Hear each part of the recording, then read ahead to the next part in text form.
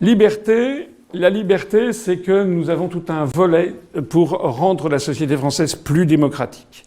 Avec des référendums, tout ça c'est des choses qui existaient déjà en 2017, mais je reprends mon compte. En 2017, on avait un référendum d'initiative populaire, on va l'appeler le RIC, le référendum d'initiative citoyenne, dont les modalités seront précisées, mais qui correspond à un vrai souhait de la population française. Les Français n'en peuvent plus de voir une caste qui décide à sa place sur tous les sujets. Il faut faire. Je ne vois pas pourquoi les Français seraient plus maltraités que les Suisses ou que les Californiens. Il faut également démocratiser la société française. Je pense en particulier à l'organisation des élections et en particulier à l'organisation de l'élection présidentielle. Et si j'ai un souhait à formuler d'ores et déjà, c'est que j'aimerais que cette élection présidentielle se déroule dans un climat de fair play. C'est-à-dire qu'il n'y ait pas des candidats qui bénéficient de 25-30% du temps de parole quand d'autres ont des miettes. Et à la fin, on s'aperçoit que celui qui a eu des miettes, il a eu des miettes de voix. Parce que vous le savez très bien, vous savez parfaitement, et de plus en plus de Français le savent, parce que grâce à Internet, les choses se savent, qu'il y a une corrélation extrêmement étroite entre le temps de parole à la télévision ou à la radio et le résultat dans les urnes. Alors heureusement, Internet est en train de modifier ceci lentement. Mais là, il y a un véritable problème. Et je dénonce ici la faillite du Conseil supérieur de l'audiovisuel. Ce qui se passe d'ailleurs depuis 2-3 mois montre qu'il y a quand même un véritable problème en France sur cette question. Et je le dis d'autant plus sur l'élection présidentielle que c'est quand même l'élection phare de la vie politique française. Parce que c'est celle qui structure tout. Donc c'est une fois tous les 5 ans, on demande vraiment aux Français leur avis. Après l'élection législative, elle est cannibalisée par l'élection présidentielle dans le cadre actuel.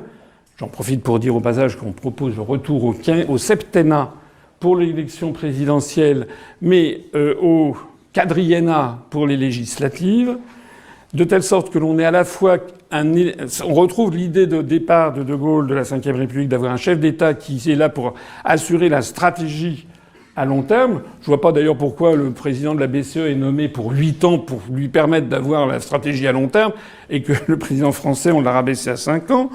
Donc, avoir un président élu pour 7 ans, mais des législatives qui arrivent tous les 4 ans pour avoir une respiration démocratique et pour être une espèce d'épée de Damoclès sur le président, comme c'était d'ailleurs le cas. Je me rappelle quand j'étais petit, les élections étaient l'élection de 1967, l'élection de 1973, étaient des élections qui étaient quand même l'élection de 1986, c'était des élections très disputées et qui remettaient en cause le char de l'État conduit par le président de l'époque.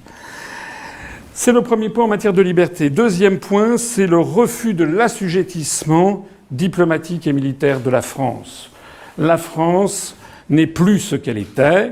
La France doit avoir un rôle d'équilibre entre les nations. La France doit avoir des relations, de bonnes relations avec l'ensemble des pays du monde, et en particulier avec la Russie, avec la Chine, avec l'Inde, le Brésil, etc. Or, on assiste maintenant à un pays qui est complètement phagocyté par l'OTAN, entraîné dans des guerres illégales, criminelles, qui d'ailleurs se terminent en catastrophe. On le voit, on l'a vu en Syrie, on le voit en Afghanistan, et qui sont fondamentalement contraires à nos intérêts. Il faut arrêter aussi avec ce système de vouloir sanctionner la planète entière.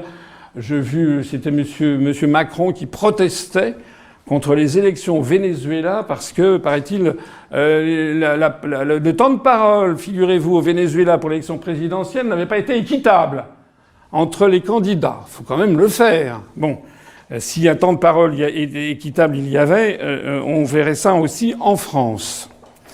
Donc, nous refusons cet assujettissement diplomatique et militaire. Nous voulons revenir sur un pays non aligné, évidemment dans le camp occidental, mais un pays qui sera quand même sorti de l'OTAN, qui tendra la main aux autres, en faisant valoir ses valeurs, bien entendu, mais en arrêtant aussi de faire la leçon de morale à la planète entière. D'ailleurs, des leçons de morale qui sont à géométrie variable systématiquement. On s'indigne de la situation au Bélarus. Je vois d'ailleurs que l'ambassadeur de France n'avait toujours pas présenté ses lettres de créance au bout d'un an. Qu'est-ce que c'est cette histoire?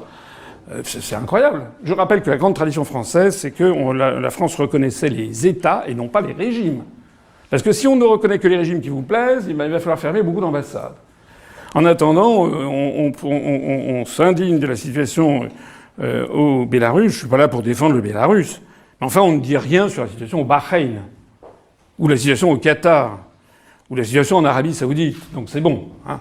Moi, il est de grand temps de revenir à la sagesse gaulienne où on reconnaît les États et non pas les gouvernements. Le troisième point en matière de liberté, ce sont les libertés publiques qui sont extraordinairement menacées comme elles n'en ont jamais été, excusez-moi cette référence, mais depuis 80 ans. Ce système de passe sanitaire, on ne vous a pas demandé, je crois, le passe sanitaire quand vous êtes entré ici, parce que j'y tenais. Vous n'êtes pas obligé de porter votre masque, vous pouvez le porter si vous voulez, mais finalement l'exemple vient d'en haut, puisque j'ai vu il y a quelques jours, c'était avant-hier, que M. Macron, après avoir fait de façon comme d'habitude extrêmement démagogique, s'étant travesti en joueur de foot, a fait une grande réunion à l'Élysée, une grande fiesta où il y avait des dizaines, des centaines de personnes, personne n'avait de masque, tout le monde s'embrassait. Enfin, qu'est-ce que c'est que ces histoires? Vous savez que ça circule énormément sur Internet. Hein? Rappelez-vous comment a commencé la Révolution française avec l'affaire du collier de la reine, où le pauvre cardinal de Rohan, d'ailleurs, n'avait été que finalement manipulé. C'est parfois sur des détails que les gens s'indignent. Et c'est vrai qu'il y a de quoi s'indigner quand on voit que le gouvernement impose à des enfants de 7 ans, 10 ans de porter des masques, quand le président de la République lui-même et tout son entourage n'en portent pas à l'Élysée devant des centaines de personnes. Donc ce que nous voulons, c'est rétablir la France. Rétablir la France. La France, ça veut dire le pays des hommes libres, hein, étymologiquement. Rétablir la France, refuser une société de surveillance, refuser le crédit social à la chinoise qui nous pend au nez, hein, si nous continuons avec ces systèmes de QR code, etc., etc.